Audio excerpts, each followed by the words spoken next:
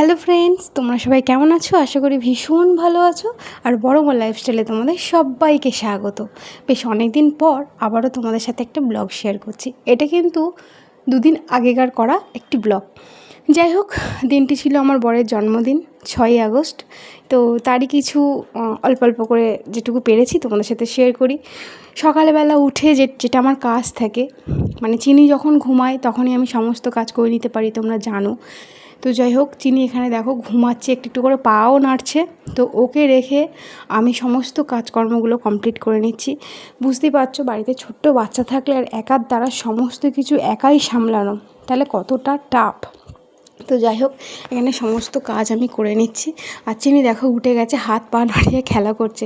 এখন না ওকে নিয়েই দিব্যি দিন চলে যায়, মানে এত সুন্দরভাবে দিনগুলো কেটে যায় যে বলার বাইরে। সত্যি মানে মা হওয়ার পর অনেক কিছু শিখেছি, অনেক কিছু জেনেছি। আগে আগে যখন মা বলতো বুঝবি না সংসার জীবন কি, বুঝবি না, যেদিন সংসার জীবনে পড়বি তখন বুঝতে পারবি। বলতে পারো এর আগে কি বোন তুমি বোঝোনি? হ্যাঁ বুঝেছি, তখনও বুঝেছি। তখনের লাইফটা আমার একরকম ছিল আর এখনের লাইফটা আরও মানে আরেক রকম আর কি। তো যাই হোক, ভীষণ হ্যাপি আমি আমার এই লাইফে। তোমরা তো জানো সবটাই, নতুন করে বলার কিছুই নেই। যে মানুষটার হাত ধরেছি সেই মানুষটা ঠিক কেমন। তো যাই হোক, সকালবেলা দেখো না, প্রতিদিন কিন্তু আমি আমার কাজকর্মের মধ্যে আমি কিন্তু প্রতিদিন এগুলো মোছামুছি করি। কারণ আমার নাহলে এগুলো না পরিষ্কার পরিচ্ছন্ন থাকলে আমার আবার মনটাই ভালো থাকে না। সে আমার যতই কাজ থাকুক না কেন, এগুলো কিন্তু প্রতিদিন আমার ঝাড়া মোছা করতেই হবে, সে যাই হয়ে যাক। তো যাই হোক, এগুলো আমি পরিষ্কার পরিচ্ছন্ন করে নিয়েছি। আর প্রত্যেকটা জিনিসই যত্ন এটা খুবই খুবই খুবই দরকার। আর এই জিনিসগুলো কিন্তু আমার বাবার দেয়া জিনিস।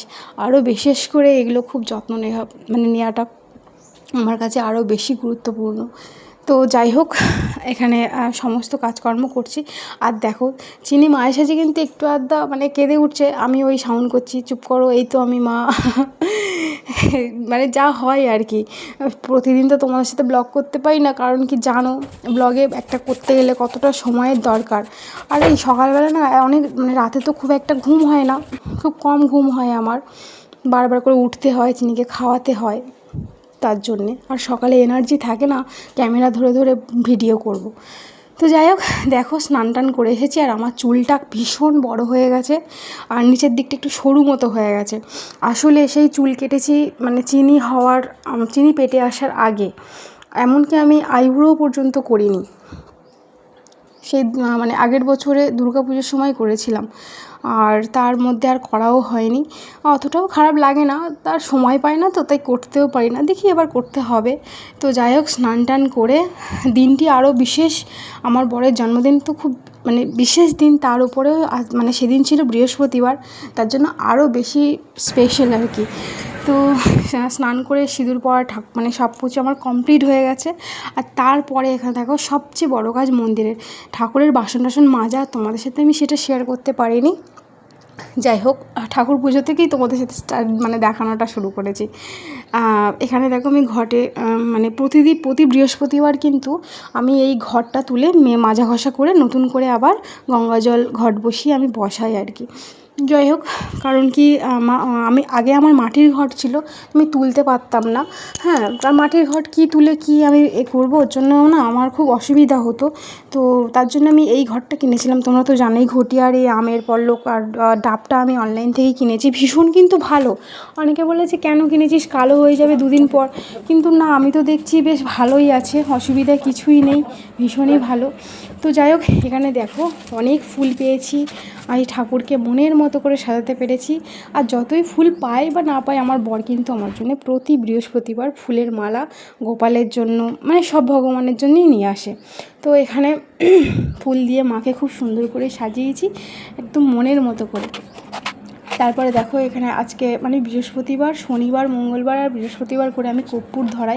আর এই যে ধূপগুলো না এত ভালো, মানে কি বলবো, এত সুন্দর ধুনোর মতো সেন্ট হয় যে পুরো বাড়িটা পুরো গন্ধে মম করে, এত ভালো লাগে গন্ধটা। তো আমি প্রতিদিন কিন্তু একটা করে এই ধূপ জ্বালি। তো দেখো আমার এখানে ঠাকুর পুজো দেওয়া কমপ্লিট, গপুকে খেতে দেওয়াও আমার কমপ্লিট। এবার চলে যাব রান্নার কাছে।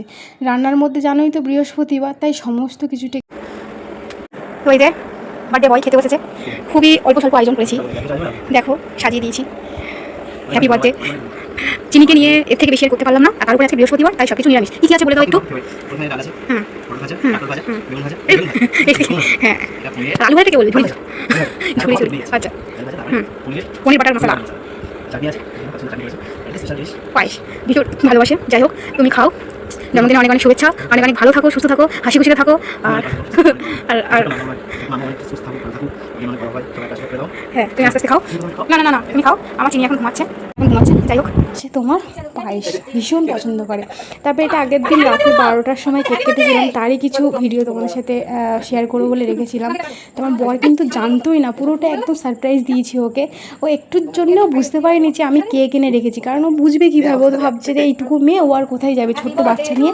তো আমি কিন্তু পুরোটা অ্যারেঞ্জ করেছিলাম কেকটা আমার দিদির ছেলেকে দিয়ে। শোনো না থাকলে হয়তো আমার এই কেকটা আনা হতো না। হ্যাঁ, তো ওই আমাকে এনে দিয়েছে কেকটা। তো চিনিকে নিয়ে, চিনি কিন্তু প্রত্যেকের জন্মদিনে মাঝখানে বসে কিন্তু কেক কাটে। আমার কেটেছে, দাদা ভাইয়েরও জন্মদিনে কেক কেটেছে, আমার সোনুর জন্মদিনেও কেক কেটেছে, ওর বাবারও কাটলো। কদিন পরে কিন্তু ওর মামেরও জন্মদিন, সেখানেও কেক কাটবে।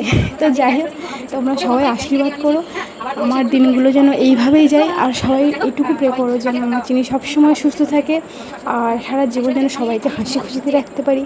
হ্যাঁ, মান অভিমান তো সবার জীবনেই আছে, তবে সব কিছু যেন কাটিয়ে উঠে সে নতুন করে পথ চলতে পারি, এটাই। তো ছোট্ট আমার এই ছোট্ট মানুষটা আমার পুরো ঘরটাই আলো করে বসে। যাই হোক, সবাই আশীর্বাদ করো, আর ভিডিওটা এখানেই শেষ করলাম। কেমন লাগলো অবশ্যই জানিও। সবাই ভীষণ ভালো থাকো, সুস্থ থাকো, টাটা।